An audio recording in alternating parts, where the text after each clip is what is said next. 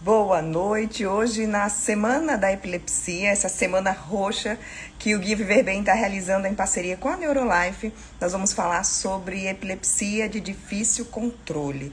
Epilepsia refratária, né? Falando do jeito que os médicos falam, é epilepsia refratária, mas para os leigos, epilepsia de difícil controle, aquela epilepsia que não responde ao tratamento com medicamentos. E é sobre isso que a gente vai conversar hoje com o neurocirurgião, Dr. Tiago Rocha, e a nutricionista Fernanda Mello. Os dois fazem parte da equipe da Neurolife. A Neurolife que oferece um atendimento completo para esses pacientes com epilepsia. Desde o início da semana, vocês estão acompanhando aqui. Falamos sobre epilepsia na criança, sobre diagnóstico. Tiramos várias dúvidas sobre epilepsia com o neurologista Dr. Pedro Aquino, doutora Joísa Araújo, e hoje a gente vai para a nossa última live com o Dr. Tiago Rocha, neurocirurgião, falar exatamente sobre essas possibilidades, as possibilidades que existem para esses pacientes que apresentam epilepsia refratária. Dr. Tiago já está por aqui. Deixa eu ver se o doutor Tiago já chegou. Fernanda já chegou, deixa eu mandar o convite. Fernanda, enquanto o doutor Tiago entra, eu queria que você se apresentasse. E por que uma nutricionista aqui para essa live de epilepsia? Deve ter muita gente se perguntando. Bem, para quem não me conhece, meu nome é Fernanda Mello, eu sou nutricionista formada há 10 anos e fiz residência em nutrição clínica no IMIP, Pernambuco, lá em Recife. E foi lá, inclusive, que eu comecei a ter contato com a dieta cetogênica. E lá continuei meus estudos, fiz meu mestrado, agora estou no finalzinho do meu doutorado também. E todas as minhas pesquisas são envolvidas na área de nutrição clínica. Eu atuo na área desde que eu me formei na área de nutrição clínica. E a epilepsia, o tratamento da epilepsia é uma das áreas que eu atuo, né? Então, e agora estou fazendo mais recentemente parte do corpo clínico da Neurolife com muita satisfação. Ótimo. Chegou para somar, né, doutor Tiago? Que vocês têm essa equipe multidisciplinar, e isso é importante nesse acompanhamento dos pacientes com epilepsia. Boa noite, bem-vindo, doutor Tiago. Boa noite, Juliana. Bem-vindo. Tá conseguindo me ouvir bem? Sim, estou ouvindo sim. Ah, ótimo. Bom, a importância que haja uma multi... Tá. Doutor Tiago, seu áudio não tá chegando bem, tá cortando. Agora melhorou mais um pouquinho? Fale aí um pouco. Oi, boa noite, boa noite. Melhorou. Agora sim. Melhorou. Bom, se por acaso cortar, vocês me avisam, tá? Tá melhor agora? Tá bom. Pronto. Então, a epilepsia, né, essa área da epilepsia, a gente precisa, né, de uma equipe multidisciplinar. Essa equipe multidisciplinar, ela passa por diversos especialistas, né? A gente tem o neurofisiologista, né, que é o neurologista clínico, que ele se especializa nessa área da epilepsia. Além do neurofisiologista, nós temos o neurocirurgião, para aqueles casos de epilepsia. Temos a nutricionista, na parte da dieta cetogênica, que é importantíssimo para os casos também de epilepsia, para comentar mais adiante. E a gente tem tem a fisioterapeuta, o neuropsicólogo, então a gente tem uma equipe completa, né, que consegue conduzir bem esses pacientes, né? Então, é um paciente muito complexo, um paciente que, na verdade, só o neurologista, só o cirurgião não consegue ter a demanda suficiente para atender. Então, precisa de toda uma equipe, toda uma estrutura para conduzir de maneira adequada esses pacientes. Inclusive, isso é um desafio, né, em qualquer centro, né, que busca tratar a epilepsia, é você ter uma equipe multidisciplinar.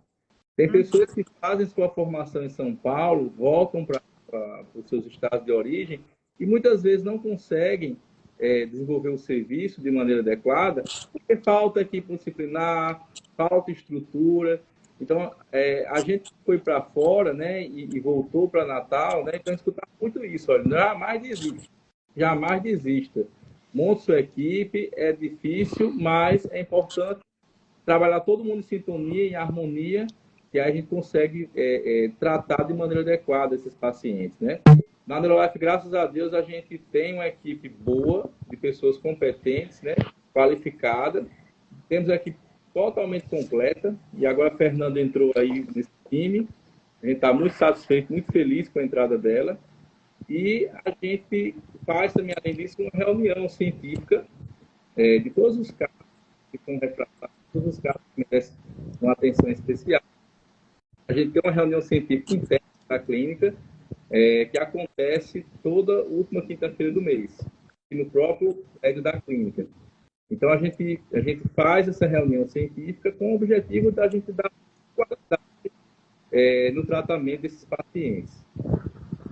Doutor Tiago, uma dúvida comum. O que é a epilepsia refratária? Quando esse paciente ele é considerado ele é diagnosticado com essa epilepsia refratária?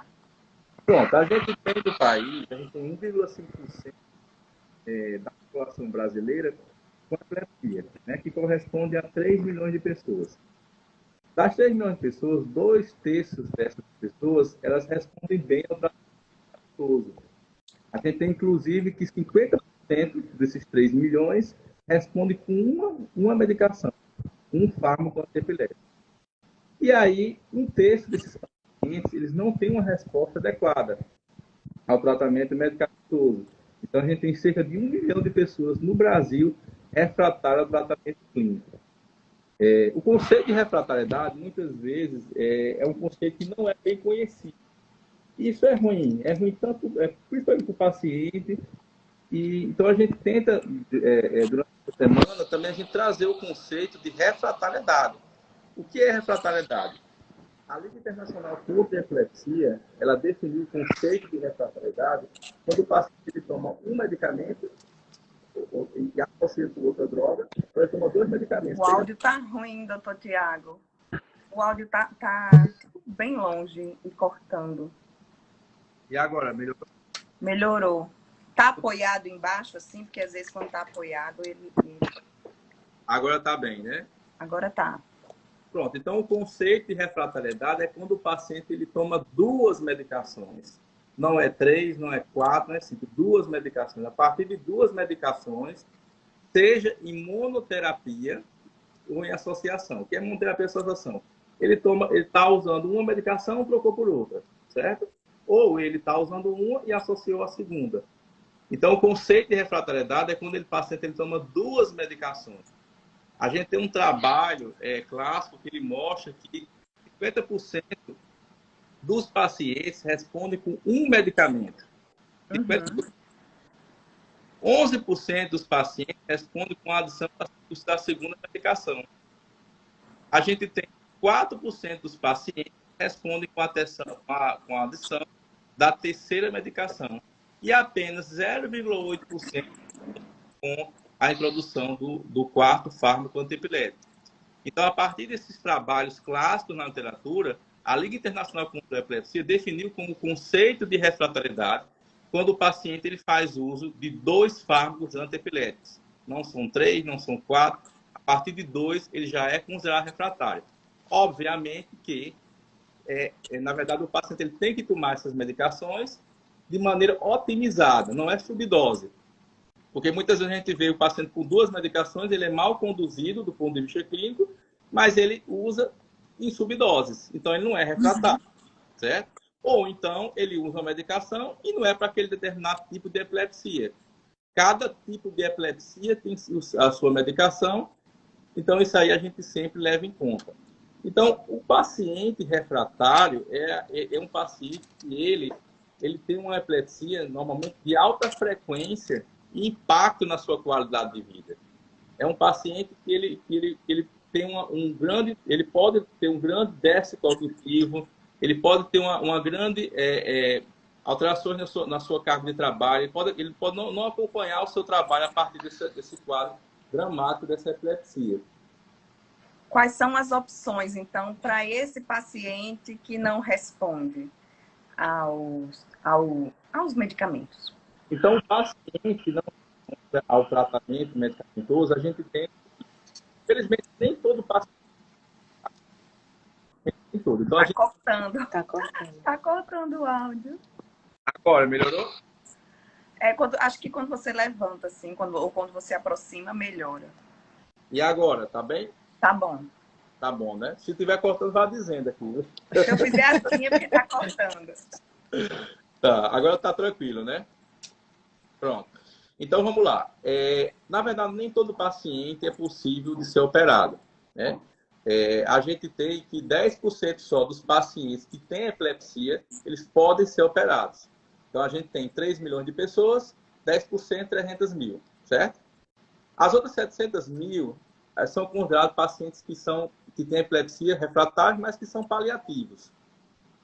Paliativo quer dizer o quê? Quer dizer que a gente não consegue, muitas vezes, determinar o foco epilético, ou esse foco epilético, essa zona epileptogênica, que é essa região onde está acontecendo a geração dessas crises, às vezes ela é muito extensa. Então, às vezes, ela invade áreas funcionais.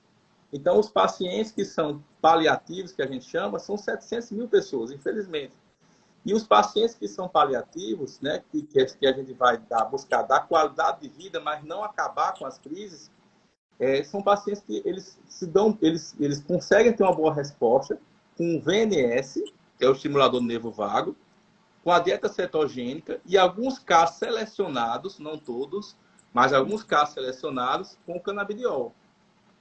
O canabidiol ele vai ajudar principalmente as crianças em algumas síndromes epiléticas infantis, como síndrome de Dravet e Lennox-Gastaut.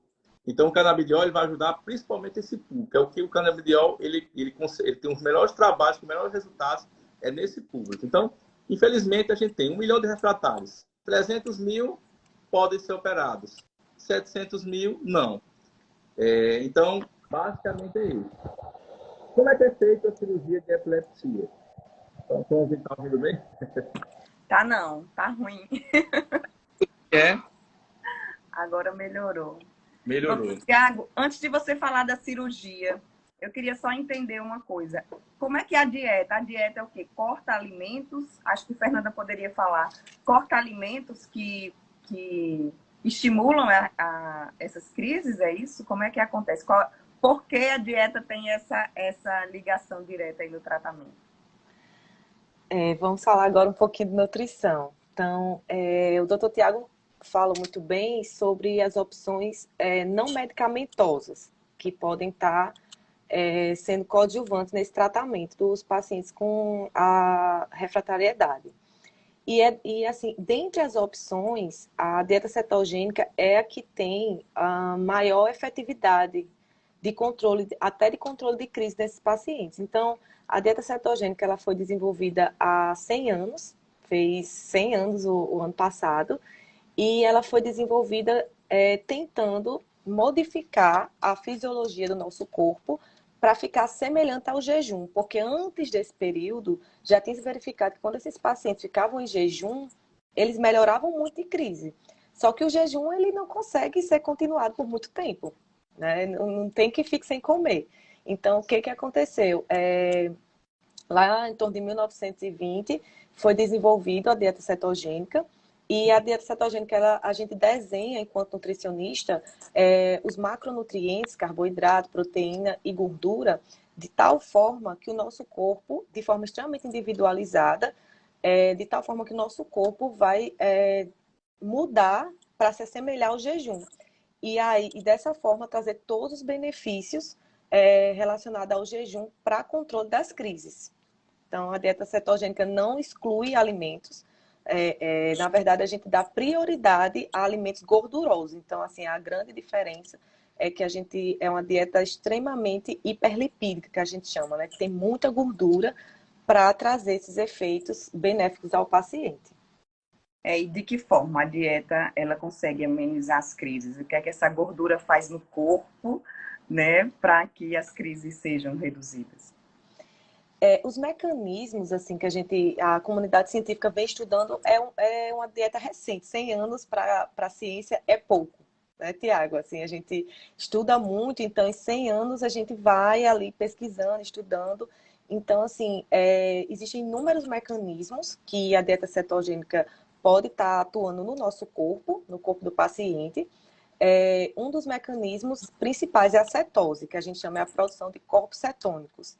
Então, esses corpos cetônicos, eles são usados como forma de energia. Então, naturalmente, a gente sabe que o açúcar dá energia para a gente.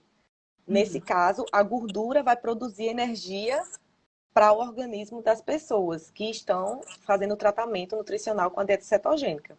E, diante disso, o corpo se modifica de várias formas. Então, alguns aminoácidos, algumas substâncias que são excitatórias dos neurônios, essas substâncias elas diminuem.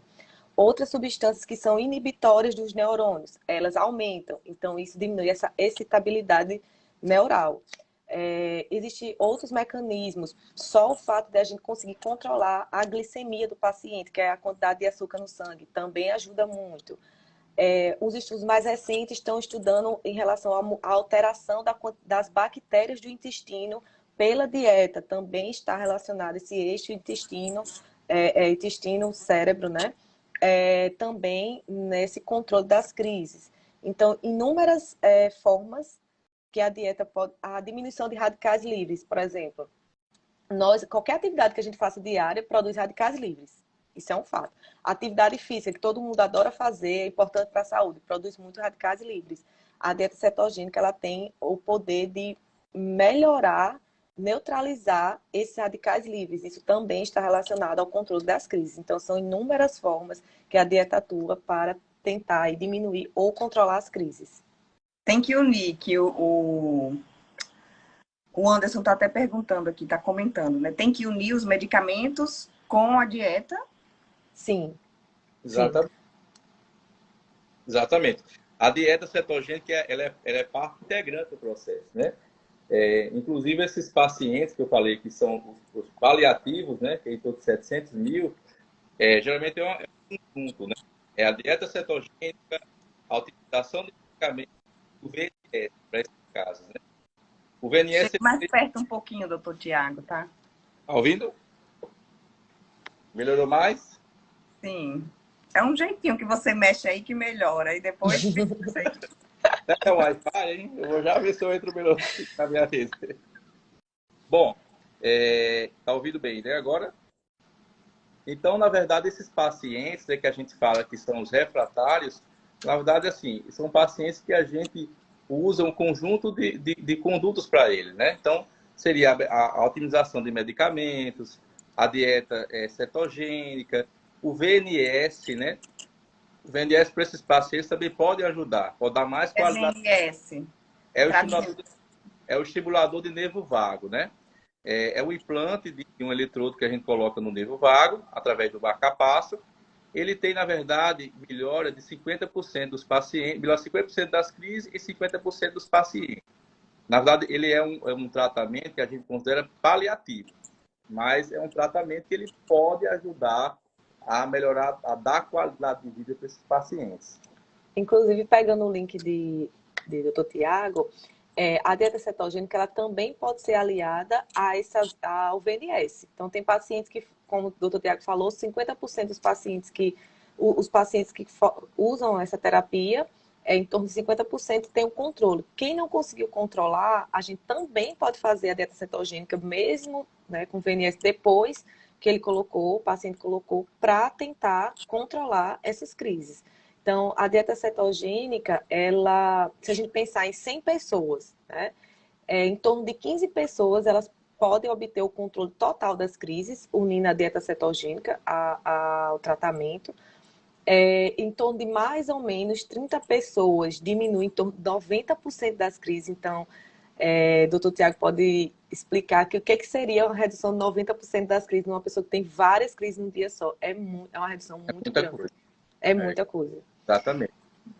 É dar qualidade de vida para essas pessoas, né? É dar qualidade de vida. As crianças fazem também a dieta cetogênica? Sim, inclusive lactentes. Né? As crianças que estão na fase estão tomando leite materno, elas também podem fazer dieta cetogênica.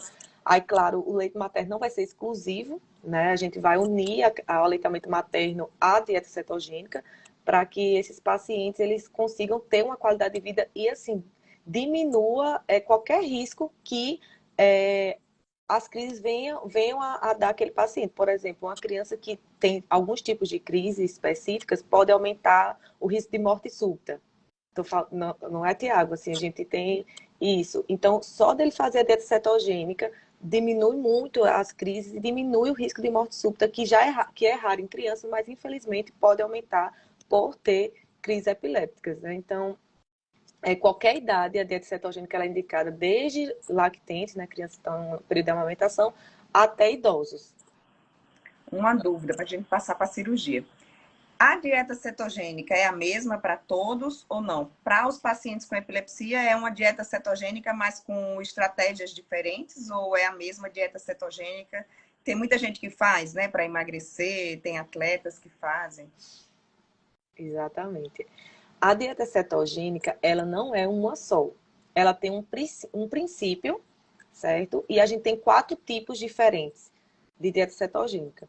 Então, o que a gente faz? Quando se junta a equipe, a equipe de neuro, né, o neurocirurgião, todos os neuros que são envolvidos, né, e a nutricionista, a gente vai decidir de acordo com o tipo de epilepsia que aquela pessoa tem, de acordo com a idade, com a questão social daquela pessoa, o estado nutricional. Então, por exemplo, vão ter pessoas que podem chegar desnutridos. Eu não posso começar uma dieta cetogênica numa pessoa que é desnutrida, por alguns motivos da dieta também levar à perda de peso. Por isso que tem hoje, né, tem esse uso da dieta cetogênica também para a questão da perda de peso, mas que não é a discussão de hoje, né? Então vamos voltar aqui. Então existem vários tipos. E aí eu vou, enquanto nutricionista e com a equipe médica, ver qual é o tipo adequado para aquela pessoa. Então é uma dieta muito individualizada que a gente realmente tem que fazer um estudo de caso, né, Tiago? Então a gente faz esse estudo, apresenta à família, porque a família ela desconhece realmente assim o detalhamento que consiste em fazer a dieta cetogênica. Então a família tem que conhecer e tem que dizer, sim, vou fazer, né? Ver tudo que contempla, assim, vou tentar e vou fazer, e aí a gente começa o tratamento. Não deu resultado com a dieta, nem com o VNS, nem com os medicamentos, aí parte para a cirurgia. Mas eu já disse, doutor Tiago, que esses pacientes, apenas 10% são candidatos à cirurgia. Como é que o paciente sabe? Quais são os critérios aí para que essa cirurgia seja realizada? A cirurgia de epilepsia, na verdade, ela começa com uma avaliação muito rigorosa e com muito cuidado no pré-operatório. Então, toda a equipe Está envolvida, né? cortando o áudio, doutor Tiago. Agora, melhorou mais um pouquinho? Pronto. A cirurgia de epilepsia, ela, na verdade, ela precisa de toda uma avaliação pré-operatória. E essa avaliação pré-operatória, ela é feita, como eu falei, por toda a equipe multidisciplinar, né? O neurofisiologista, o neuropsicólogo, o neurocirurgião, o nutricionista. Então, enfim, toda essa equipe ela vai buscar nessa avaliação pré-operatória definir com exatidão onde está a zona epileptogênica, né? A provável zona epileptogênica. A zona epileptogênica é a região do cérebro onde acontece provavelmente essas descargas epiléticas. Então, quais os exames que a gente solicita para a gente começar a fazer essa investigação? Estão me ouvindo bem? Estou. Então, quais exames que a gente solicita? Então, a gente solicita, inicialmente, uma ressonância do encéfalo. A gente pede algumas sequências mais específicas. Se for para hipocampo, a gente pede uma volumetria de hipocampos, que a gente consegue ver o volume do hipocampo. Se a gente estiver suspeitando de uma displasia cortical focal, a gente solicita outra sequência mais específica para ela, para esse tipo de patologia. Então, tudo começa com a ressonância. Se a ressonância mostra a lesão, aí a gente vai solicitar o vídeo EEG. No vídeo EEG, o que seria o vídeo EEG, para o pessoal de casa entender, né? Ele é um eletrocefalograma normal, mas ele é filmado. E o vídeo EEG a gente a gente diminui e faz um desmame das medicações para que o paciente tenha crise durante o exame. Por quê? Porque o ritmo ictal quer dizer o ritmo durante a crise eletrográfico, ele traz mais informações do que o ritmo interictal. O ritmo interictal é o que acontece entre as crises, que é o eletrocefalograma normal, que a gente faz no dia a dia. Então, esse ritmo ictal, ele mostra o início ictal, ele mostra o início das crises, ele é mais fidedigno. E a gente vê se o paciente, se esse ritmo ictal, se esse início ictal, se ele bate com a lesão. Porque só o fato do paciente ter uma lesão na ressonância não quer dizer que o paciente, que as crises vinham dali, certo? Então, não quer dizer. Então, por isso que a gente faz, na verdade, uma correlação entre a ressonância do encéfalo e o traçado eletrográfico do vídeo EEG. Além disso, a gente pede também, a gente utiliza, né, lança mão da neuropsicologia. Por quê? Porque a neuropsicóloga vai trazer várias informações úteis para a gente. Um exemplo, o paciente ele tem uma epilepsia do lobo temporal esquerdo. Então, ele vai ter déficit de memória verbal. O que quer dizer isso? É quando o paciente ele tem dificuldade de lembrar nomes, certo? Uhum. Ou ele tem, na avaliação neuropsicológica vai mostrar que o paciente ele tem um déficit de memória visual. Então, isso quer dizer o quê? Que ele tem dificuldade de lembrar, não nomes, mas pessoas, né, situações, objetos. Então, geralmente a gente faz uma correlação desses 3 exames: ressonância, vídeo EEG e avaliação neuropsicológica. Quando acontece uma congruência, ou seja, todos os exames eles apontam que aquela região cerebral é a responsável pela geração de crises, aí a gente define a zona epileptogênica. Essa zona epileptogênica, ela deve, para ser operada, ela não pode estar perto de áreas funcionais, que são as áreas eloquentes. Uhum. Quais são as áreas eloquentes principais? A região da fala, da visão, a área motora. Então, a zona epileptogênica, ela para ser removida, né, para a gente tentar remover ela, tem que ficar longe dessas regiões. Por isso que a gente define a cirurgia da epilepsia como uma cirurgia segura, extremamente segura. Porque a gente só vai fazer remoção se realmente não trazer consequências de déficit, de sequelas para o paciente. Então, a zona epileptogênica, eu tinha um chefe de São Paulo que ele sempre definiu dessa forma. A zona epileptogênica é como se fosse uma floresta em chamas. Quanto mais queima, mais ela se espalha. Então, a grande dificuldade que a gente tem é o quê? É que esses pacientes, eles vêm muito tardiamente. Então, quanto mais tempo o paciente demora a procurar um serviço que tenta tratar com cirurgia, mais complicado fica a situação. Eu vou te dar um exemplo, Juliana. Imagine que o paciente ele tem uma epilepsia do lobo temporal do lado direito, certo? Se ele demorar a procurar um serviço, ele pode começar a ter epilepsia bitemporal. Ou imagine que ele tem uma epilepsia da área motor suplementar, que é uma área bem colada ao giro motor. Então, se ele demorar a procurar o serviço, ele pode começar a zona epileptogênica a invadir essa área motor e não ser mais possível a ressecção. Então, quanto mais demorado for dele chegar a um serviço para ele tratar de maneira cirúrgica o seu caso, pior é o resultado cirúrgico. E a gente tem essa dificuldade em todo o Brasil. Não é só em Natal, até fora do país a gente tem essa dificuldade. Está ouvindo bem? Sim, pode continuar. Lá na Unifesp, a gente tem que as epilepsias do lobo temporais, os pacientes, eles chegam, eles às vezes são refratários por 15, 20 anos. Eles só chegam a ser operados, em média, com 38 anos de idade. E aí ele já tem piorado muito o prognóstico dele em termos de controle de crises, ele já tem perdido o trabalho, ele já não tem estudado, ele já tem um déficit cognitivo importante, ele já tem se machucado, ele já tem tido TCE grave.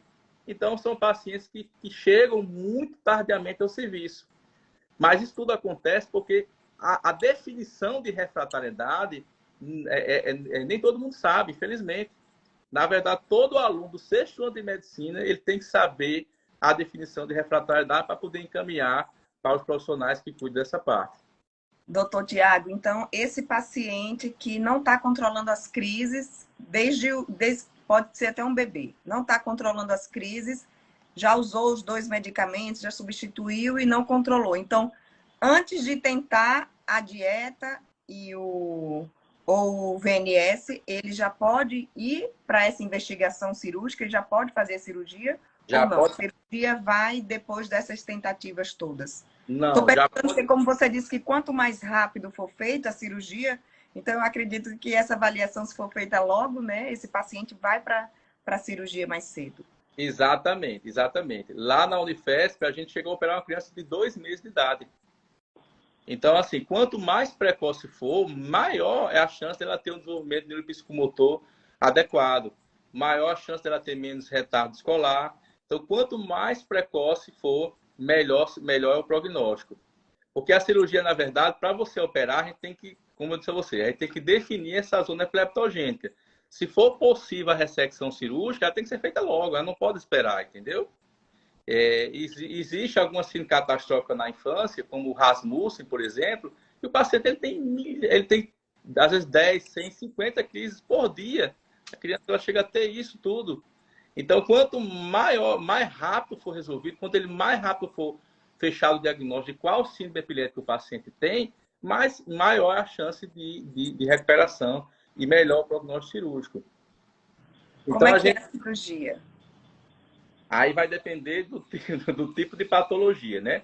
Se for uma cirurgia do lobo temporal, a gente tem que, esse paciente ele pode ter liberdade, que a gente chama seizure free do inglês, ele pode ter liberdade de 70% de crise durante o segmento de 5 anos. Então, durante 5 anos, ele tem 70% de chance de ficar sem crises, né? No caso da epilepsia do lobo temporal. A patologia mais comum é a esclerose mesial temporal, no caso da epilepsia do lobo temporal. Já as epilepsias extratemporais, a gente tem uma possibilidade do paciente ficar livre de crises em torno de 45%, que já é muito para ele, também no segmento, no acompanhamento de 5 anos. Então, se eu tenho uma chance de ficar livre de crises e de melhorar meu prognóstico, muitas vezes a gente já passa para a cirurgia. A sequência pode ser operado? Pode. Opera. Não pode ser operado? Não. Então, coloca VNS, dieta cetogênica ou canabidiol, se for o caso, se for síndromes epiléticas infantis, tipo Dravet ou Lennox-Gastaut. Então, a sequência é essa. A cirurgia não pode ser postergada. E é isso que a grande mensagem que a gente também quer dar. É que a cirurgia não pode ser postergada e esses pacientes eles são operados de maneira segura. É uma cirurgia extremamente segura. Não é à toa que é da neurocirurgia funcional, né? Que a gente preserva, tem o prazer de preservar a função do sistema nervoso central, né? Só vai ser feita se for possível essa preservação, né?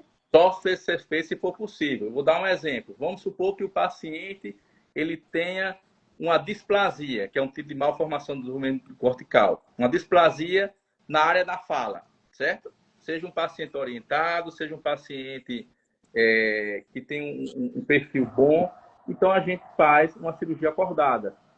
A cirurgia acordada a gente faz com o objetivo de preservar a função da linguagem, de diminuir riscos de déficit. Então, vamos supor que essa mesma displasia, que tem outra displasia, ou em outra situação, que o paciente tem uma displasia na área motora suplementar, você é colado com a área motora primária, então a gente lança a mão da monitorização neurofisiológica. Aí, com o doutor Luiz, essa você está ouvindo. E aí, O doutor Luiz participa da cirurgia. Doutor Luiz não está aí, não, acho que ele está.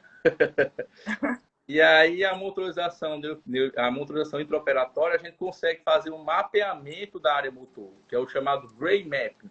A gente mapeia a área motor, vê onde é a área da face, a área da mão, a área do ombro, a área da perna. Então, a gente faz todo esse mapeamento e, através também de neuronavegação, a gente consegue ressecar essa lesão, né, sem que deixe déficits motores, né? E o pós da cirurgia? Como é que é o pós, essa recuperação desse paciente? Depois da cirurgia vai precisar fazer a dieta, continuar na dieta? Depois Fernanda fala em relação a isso. Bom, o pós-operatório é um pós-operatório normal de neurocirurgia, né? Ele vai para a UTI, ele fica na UTI por 1, 2 dias na UTI. Depois, mais ou menos com uns 3, 4 dias, se estiver tudo bem, vai para casa. Volta no consultório com 15 dias para tirar os pontos. E aí, vida que segue, né? Continua tomando remédio, doutor Tiago, depois da cirurgia? Boa pergunta, exatamente. Ele continua tomando remédio. Porque a cirurgia, às vezes muitos pacientes perguntam, doutor, eu quero me operar porque não quero mais tomar remédio. Não existe isso. Na verdade, a cirurgia não é para deixar de tomar remédio. A cirurgia é para o paciente ele ficar com liberdade, ele ficar livre de crises, ficar seizure free. Então, a cirurgia é para isso, é para deixar o paciente com liberdade de crises. Agora, o desmame da medicação pode acontecer depois de 2 anos. Se ele passar 2 anos sem crises no pós-operatório, então esse desmame ele tem que ser feito de maneira bem gradual. Reduz 25% da dose, faz um encefalograma, reduz mais 25%, e aí vê qual a dose da medicação que ele consegue ficar sem ter crises. Mas, na verdade, é uma coisa que não é o objetivo da cirurgia da epilepsia. O objetivo é deixar o paciente livre de crise. Porque a cirurgia, na verdade, é uma modalidade de tratamento igual à medicação. Né?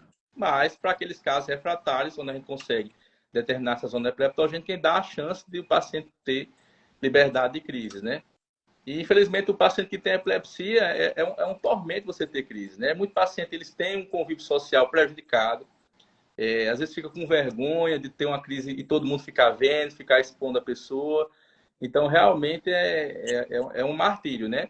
E algumas profissões é complicado. Às vezes tem motorista, digamos, de caminhão, de aplicativo, e a pessoa, um cara desse tendo crise, acaba com a profissão dele. É a profissão dele que está em jogo, entendeu? Então, por isso que o impacto laborativo e social é muito grande, entendeu? Certo. Depois da cirurgia, continua tomando remédio. A dieta continua também. Essa dieta dá para seguir sempre, a vida inteira, esse paciente que tem epilepsia? E os pacientes que não têm epilepsia refratária, se eles fizerem a dieta, eles também se beneficiam? Eita, que pergunta agora. Um monte de perguntas. Depois que vocês ficam falando, aí vem um monte de dúvida na minha Vem um cabeça. monte de dúvidas. Vamos com calma, se eu não responder algum, aí você me pergunta de novo. Se o paciente, né, ele fez a cirurgia e continuar, ele pode sim fazer a dieta cetogênica como mais uma forma de tratamento para ver se controla ainda mais as crises ou até deixa ele livre de crises. Então, assim, ele pode fazer antes da cirurgia, como pode continuar fazendo depois, não vai ter problema nenhum. Se for para controlar as crises, está fazendo, né? Então, é a opção. A dieta, ela não é feita para a vida toda, não é isso, assim, o tempo de tratamento da dieta cetogênica é em torno de 2 a 3 anos. Então, o paciente, o ideal é que ele passe de 2 a 3 anos. Então, da mesma forma que a gente começa aos poucos. Não tem como inserir uma pessoa na dieta cetogênica mais, como é que eu posso dizer, mais rígida de uma vez só. Então, a gente vai começando aos poucos. Às vezes nem precisa chegar na mais rígida, porque quando chega no meio, aí ele já consegue a cetose, já consegue reduzir, já consegue tudo, então a gente nem chega lá. E aí, quando dá os 2, 3 anos, a gente começa a desmamar a dieta também. E o melhor de tudo é que os pacientes que ficam livres de crises com a dieta cetogênica, eles continuam com esse efeito, mesmo desmamando a dieta. Há uma boa parte deles. Então, isso é uma coisa assim, extraordinária que a dieta consegue fazer para aqueles que realmente ficam livres de crises. Assim. Então, imagine, você faz 2 anos, 3 anos de tratamento e, de repente, você ficou sem crise e continuar com esse efeito para a sua vida, né? Então, é muito bom. Pacientes que não são refratários, eles podem se beneficiar também da dieta? Assim, a dieta cetogênica, ela é indicada para esse tipo de tratamento. Por quê? Porque há todo um esforço para se fazer dieta cetogênica. Ao contrário do que eu percebo na mídia em relação à dieta cetogênica para outras atividades, para outros objetivos, a dieta cetogênica real, ela precisa de toda uma dedicação. Tem a questão social, então tem várias coisas que implicam fazer a dieta cetogênica. Então, assim, para a pessoa fazer, se ela toma medicação e consegue um controle de suas crises, em geral, não vai querer fazer dieta, porque ela vai ter que, por exemplo, eu quero ir para uma festa. Vai ter lá docinhos na festa. Aí eu não vou poder comer os docinhos da festa, porque eu não posso comer carboidrato. Só o carboidrato que está lá contado na dieta. Então, se ela faz medicação e controla a crise, então não precisa ela fazer dieta cetogênica. Verdade, né? Isso. Ótimo. Doutor Tiago, vamos voltar aqui para a cirurgia. Você falou que em alguns casos o paciente fica acordado na cirurgia, não é isso? Isso, exatamente. Como é que isso acontece para os leigos aqui falando? Eu estou imaginando como é que ele vai ter dor, como é que ele vai ficar acordado ali na hora da cirurgia. A cirurgia acordada, né, que é do inglês awake craniotomy, né? na verdade, é indicada a partir de 12 anos de idade, né? Então, é aqueles pacientes que ele têm um nível de orientação muito adequado, eles podem ser submetidos à cirurgia acordada. Então, como é que é feito? É feita uma sedação e o anestesista ele faz um bloqueio do scalp, da pele. Ele pega pontos específicos que causam dor e faz o bloqueio. Porque, na verdade, o que causa dor não é o cérebro, você mexer no cérebro. O que causa dor, na verdade, é você mexer na pele e no osso, e na dura mater. Então, quando é feito esse bloqueio de anestésico e com sedação, a gente consegue fazer a incisão da pele, fazer a craniotomia, e antes de abrir a dura mater, que é essa membrana que reveste o sistema nervoso central, a gente instila um anestésico. E aí corta existe acorda mais um pouco o paciente para poder conversar com ele durante a cirurgia.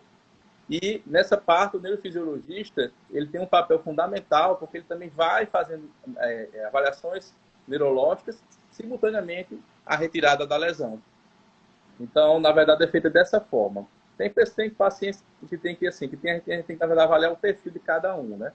Tem paciente que é muito ansioso, que realmente não dá para você fazer uma cirurgia acordada, né? Então, eu certamente não consegui. nos pacientes então, que não preenchem o perfil da gente fazer a cirurgia acordada, qual a saída? Isso com a criança, porque a criança não colabora, certo? O que a gente faz nesses casos? A gente coloca uma placa com eletrodos em contato com o tecido cerebral, fecha a dura mater, fecha o crânio e deixa a placa. E aí, no pós-operatório, a gente acorda o paciente, normalmente ele fica com a placa com o fio saindo pela pele, fica tudo fechadinho, só o fio saindo mesmo. E no pós-operatório a gente faz estímulos. E cada eletrodozinho daquele estimula.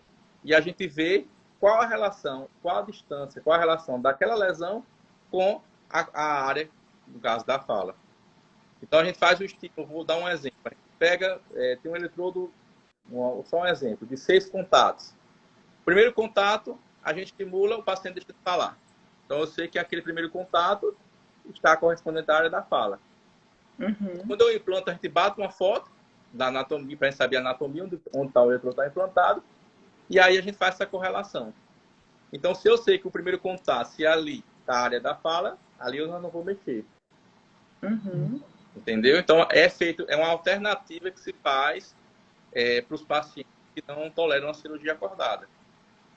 E mais uma segurança, né? Mais uma segurança. Então, assim, a cirurgia de epilepsia é, como eu disse, uma cirurgia extremamente segura. É uma cirurgia segura. Então, um dos critérios é exatamente esse. É a relação da lesão com as áreas funcionais do cérebro. Por quê? Porque se essa lesão não estiver se essa lesão estiver longe, não tiver nas áreas funcionais, a gente não opera. Sim. Tem a neuromodulação, que é o VNS, cetogênico, se for algum caso específico na pior, entendeu? Então, na verdade, é parte desse, né? O áudio tá ruim, doutor Tiago. Agora, melhorou? O Anderson Rocha está perguntando aqui se os planos de saúde cobrem a cirurgia e se não cobrem, qual a orientação para um paciente que quer investigar se ele é um candidato a essa cirurgia. O plano de saúde cobre sim a cirurgia, né? Dá o trabalho, todos eles, mas cobre. Mas é a saída para se realizar, entendeu? Eles dão trabalho, pedem relatório, tudo, mas eles autorizam porque está no rol da ANS, entendeu? Então eles não tem como negar, né? No SUS é muito mais complicado, porque no SUS você parte do pressuposto de equipe multiprofissional, você parte do pressuposto também que você não tem um vídeo EG, que é esse equipamento que eu falei que é fundamental na avaliação pré-operatória. Então, no SUS é muito complicado, pelo menos assim, no SUS daqui, do Rio Grande do Norte, né? É mais complicado. E assim, nos grandes centros, não. A gente tem uma facilidade maior da parte do SUS, né? Mas, na verdade, assim, toda cirurgia, cirurgia em São Paulo, lá na Unifesp, na USP, em Ribeirão Preto, toda cirurgia que é feita lá, a gente consegue fazer aqui no Rio Grande do Norte. Não existe nenhuma que a gente não consiga, não existe nem nada de motorização que a gente não consiga fazer. Toda cirurgia que é feita fora, a gente consegue fazer aqui. Olha aí. A mais difícil em termos de logística de logística para se fazer, que foi o estéreo EG, né, que a gente realizou há 2 anos. No estéreo EG é quando acontecem dúvidas da localização desse foco epilético. Então, muitas vezes, esses exames que eu te falei, ressonância, vídeo EG, avaliação neuropsicológica, muitas vezes eles não são concordantes. Então, imagine só, a gente até discutiu um caso, né, recente. Uma criança que tem epilepsia bitemporal. Então, o vídeo EG mostrou que tem descarga dos 2 lobos. E aí, o que fazer? Então, a gente implanta esses eletrodos, que são eletrodos de profundidade, que eles vão visualizar com exatidão se realmente essa epilepsia é bitemporal mesmo ou se ela é unilateral. Então, essa cirurgia do estéreo EG que a gente faz, a gente implanta em alvos específicos, ela já é realizada aqui, já em Natal. Em termos de logística, por que eu falo que é mais complicado? Porque tem que trazer um vídeo EG de fora, de 64 canais, 128 canais, né, que aqui no estado não tem. A gente tem nosso vídeo EG, mas não é de 64 canais. Então, assim, tem uma logística um pouco mais complicada, mas a gente consegue fazer também. Fora isso, a gente consegue realizar todas. Não há nenhuma cirurgia que a gente não consiga fazer aqui. Certo. Doutor Tiago, eu queria que você desse aqui orientações para o paciente que tem epilepsia refratária, né? Enfatizando essa questão que você falou, que quanto mais cedo ele for para a cirurgia, melhor. Qual o passo a passo que esse paciente deve seguir até a cirurgia? Primeiro passo... Quando é que ele, não, eu quero fazer essa investigação, eu quero saber se eu sou um candidato à cirurgia. Ele pode ir pelo neurocirurgião, mas não é qualquer neurocirurgião. Tem que ser um neurocirurgião que tem especialidade em epilepsia. Ele pode ir para um neurologista clínico, que tem especialidade em epilepsia também. E aí, a partir disso, ele começa a investigação. E aí a gente começa a estudar o caso dele e ver qual a melhor saída para ele. Se ele entra dentro dos casos que são passivos de remoção cirúrgica, ou se ele entra dentro dos casos paliativos, né? O importante é definir no pré-operatório se ele está dentro dos 300 mil ou dentro dos 700 mil. Se ele estiver dentro dos 300 mil, que dá para operar, graças a Deus, porque aí ele consegue ter um prognóstico melhor e uma liberdade de crises. Se ele está dentro dos 700 mil que não pode operar, infelizmente é paliativo. Ele vai ter crises, mas a gente vai ter o nosso objetivo nesse caso, dos 700 mil pessoas, é de deixar elas com qualidade de vida. Esse é o objetivo principal. Mas crise eles vão ter, esses 700 mil. Por isso que são considerados paliativos. Se ele é considerado não paliativo, se ele está dentro dos 300 mil, aí sim, aí realmente é uma glória, né, digamos assim, porque você dá condições dele ficar livre de crise, né? Então é isso, basicamente é isso daí. E Fernanda também, queria que desse orientações. Eu vejo muitas mães, né, sofrendo com filhos com epilepsia, com várias crises. O bebê está lá no hospital ainda, na maternidade, ou 1 mês, 2 meses, já dá para procurar. Queria que você desse essa orientação para esse paciente, para essa mãe que tem um bebê que está sofrendo com epilepsia, essa possibilidade da dieta, e também para os pacientes maiores.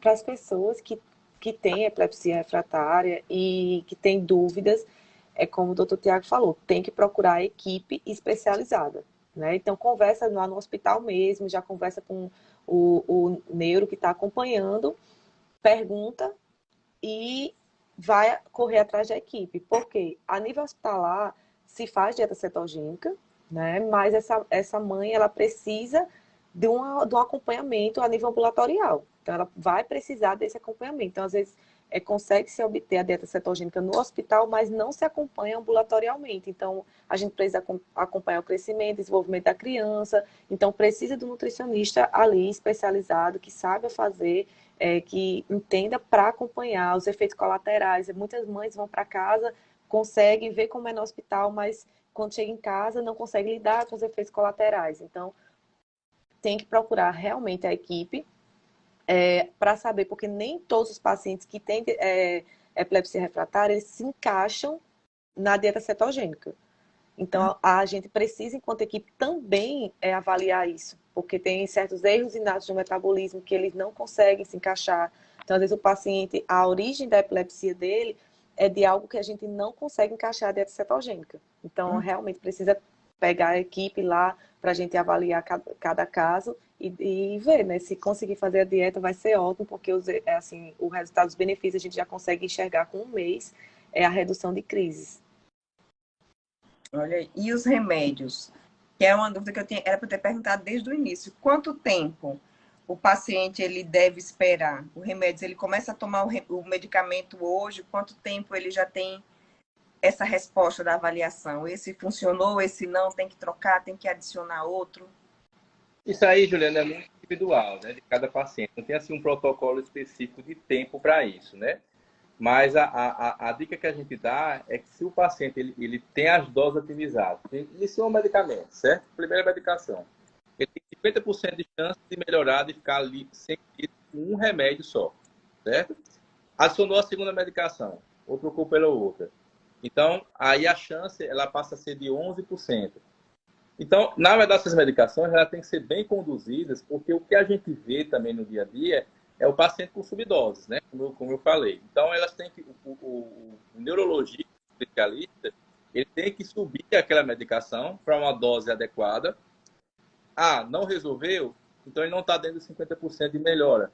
Então, a gente introduz a segunda medicação e otimiza a dose. E tem que ter essa epilepsia tem que ser classificada. Por quê? Porque senão a gente vai estar tratando com a medicação errada também. Então, por isso que tudo tem que ser feito de maneira bem coordenada, né? Então, Sim. inicia uma medicação, inicia a segunda medicação. Se essas medicações forem para aquele tipo de epilepsia, para aquele tipo correto de epilepsia, e se tiver com doses otimizadas, e se o paciente ele for candidato à ressecção cirúrgica, se ele tiver uma lesão focal, não espera não. Não espera o paciente piorar, o paciente perder seu trabalho, perder sua vida por conta disso, entendeu? Então, eu acho que a grande mensagem que a gente tem que dar é isso, é as pessoas entenderem o que é refratariedade. Tem paciente que às vezes é refratário e não sabe que é refratário. Isso a gente vê direto. Então isso acontece de maneira direta. Então, se ele tem uma epilepsia, ele usa 2 medicamentos, não é 3, não é 4, 2 já. Se ele usa 2 medicamentos e elas têm uma elevada frequência, impacto na qualidade de vida, e se ele é passivo à ressecção cirúrgica, ele não tem que estar esperando. Porque sempre a pessoa fica com aquela esperança, infelizmente, né? Eu vou tomar um terceiro remédio, vai melhorar. Às vezes pode melhorar por uns meses, depois outros meses ela volta de novo, a piorar de novo. Então é uma coisa que ela é progressiva, né? E essa zona epileptogênica, ela é uma zona que ela, à medida que o paciente tem descarga, uma tempestade elétrica, ele vai tendo problemas cognitivos. Essa zona epileptogênica ela vai aumentando, ela vai crescendo, ela vai invadindo áreas funcionais, e aí o prognóstico ele passa a ser totalmente diferente. Então, assim, é muito difícil a gente pegar um paciente refratário e operar ele logo no início. A gente já pega o paciente quando ele já está com sua vida arrasada. Quando ele já tem perdido trabalho, quando já está perdido família, tem separado, tem mais amigos, tem se machucado bastante. Então, o perfil do paciente refratário é esse. Era para ser esse, mas é esse. Mesma coisa criança. Perfil da criança refratária, que já tem alteração grave da parte intelectual, não acompanha mais a escola. Então, o perfil do refratário que chega é esse, mas não é para ser esse. Na verdade, as coisas elas têm que acontecer muito antes para que o prognóstico cirúrgico em termos de resultado de controle de crises seja maior, né, do que uma situação como essa. Antes que o incêndio atinja a floresta toda, né? Antes do incêndio atinja a floresta toda. E a cirurgia ela é bem documentada, assim, do ponto de vista de trabalhos, né? Não é uma cirurgia recente, é uma cirurgia que já faz mais de 100 anos dentro da cirurgia da epilepsia. Tem trabalhos que mostram, tem uma cirurgia do lobo temporal, né, que o trabalho bem claro da literatura, que o cirurgião, eram 80 pacientes, ele operou os primeiros 40 pacientes. E os outros 40 que não foram operados, ele ficou acompanhando. Então, os 40 que foram operados, eles ficaram livres de incapacitantes em torno de 58%. E os outros 40 que não foram operados, só 8% ficaram livres de física capacitantes. Então, mostrando que a cirurgia e o tratamento clínico, a cirurgia é muito superior ao tratamento clínico dos pacientes que têm epilepsia refratária. Então, você tem 58% de livre capacitância e você tem 8% somente de livre capacitância, os que não foram operados. Então, é uma coisa muito superior. Então, um conceito que a gente bate, a gente tem que bater assim, nessa tecla, né? Nessa semana do Corpo Day, outras lives também, e outras entrevistas, enfim, é o conceito de refratariedade. É o paciente se questionar se realmente é refratário ou não. Ele saber o conceito. Né? Então, esse é o grande detalhe. Então, a terceira medicação ela só tem 4% só de melhora. A quarta medicação, 0,8. Quanto mais medicação a gente acha, não. Se eu estou ruim, eu vou adicionar remédio. Não vai. 4, 5 e vai dar certo no sexto. Não é. Porque começa a interagir uma droga com a outra, começa a ter efeito colateral, começa uma medicação, reduzir o efeito da outra. Então é complicado, sabe? Então acho que a grande lição que a gente tem que passar é exatamente o paciente entender o que é refratariedade. Conceito básico de refratariedade. Mas, obviamente, que tem pacientes que são falsos refratários, né? Tem paciente que usa duas, mas que usa uma dose, uma subdose, que usa uma medicação que não é para aquele controle adequado. Existe também. E aí, Fernanda, você queria concluir algo? Eu queria só deixar um recado do quanto é importante fazer a dieta cetogênica em equipe, porque a dieta cetogênica ela provoca uma mudança muito grande no nosso corpo.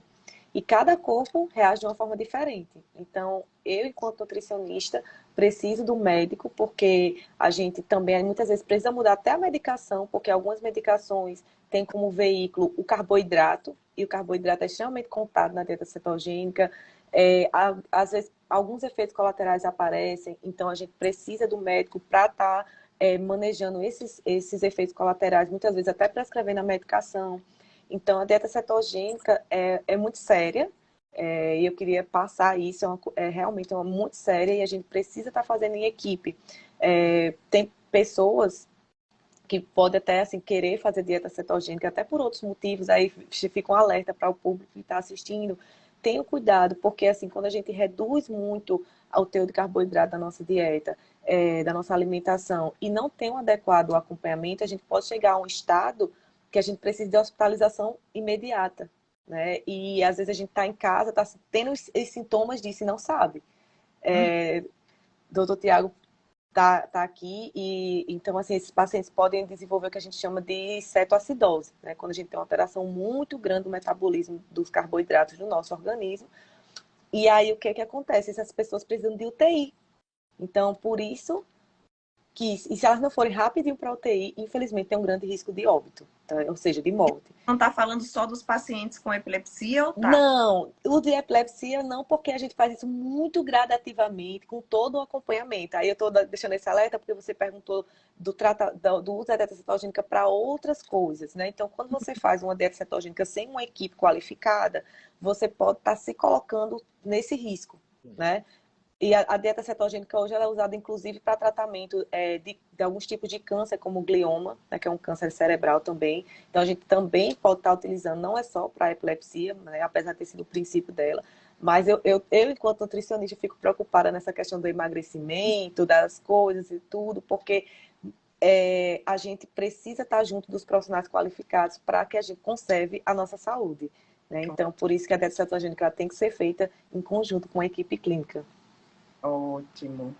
Aí na Neurolife tem todos.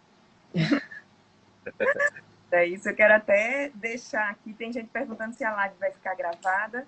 Vai ficar gravada do nosso canal do YouTube. Aqui no Stories tem uma bolinha Semana da Epilepsia. Lá você clica e tem um link para todas as lives. Foram muitas lives, foram entrevistas assim muito esclarecedoras, como o doutor Tiago falou, essa questão da informação.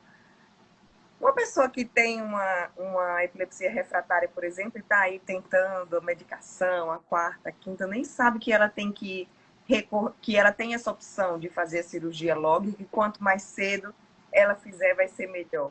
Então, quando ela tem acesso a uma informação como essa, ela já vai questionar, médico, né? Como é que eu É. posso fazer essa avaliação? Mas Cláudio, doutor. e esse, tá ouvindo? Agora, melhorou? Então é isso, mas essa dificuldade, né, de saber o que é refratariedade é em todo o país, viu? É em todo o país. Olha, lá na Unifesp, como eu falei, as pacientes que têm epilepsia do lobo temporal, eles só chegam com 38 anos. 38 anos que ele chega. Quer dizer, muito.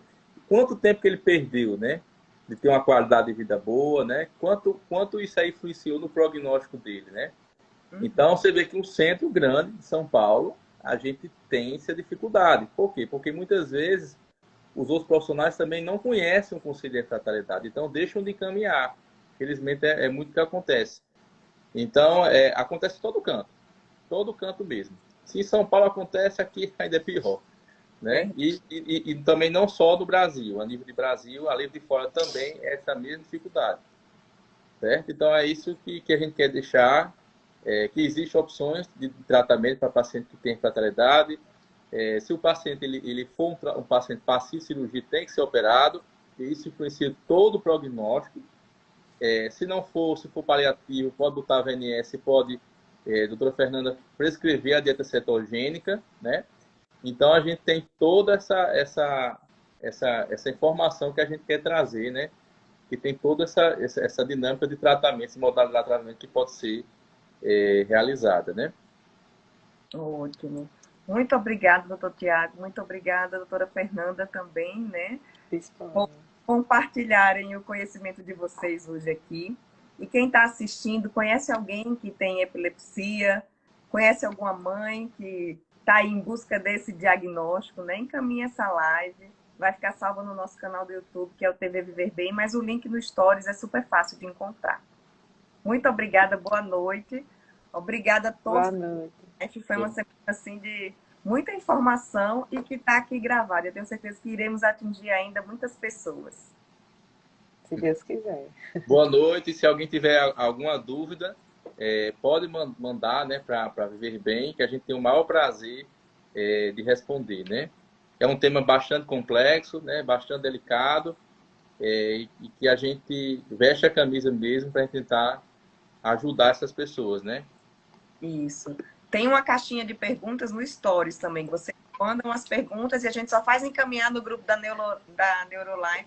Tem muitas perguntas aqui que a gente ainda vai postar a resposta, já está tudo ok para ser postado. O doutor Tiago já respondeu algumas, doutor Pedro também, doutor Isadora. Então, se você tiver dúvida, manda, porque essa equipe multidisciplinar está aqui a postos para responder, não é isso, doutor Tiago?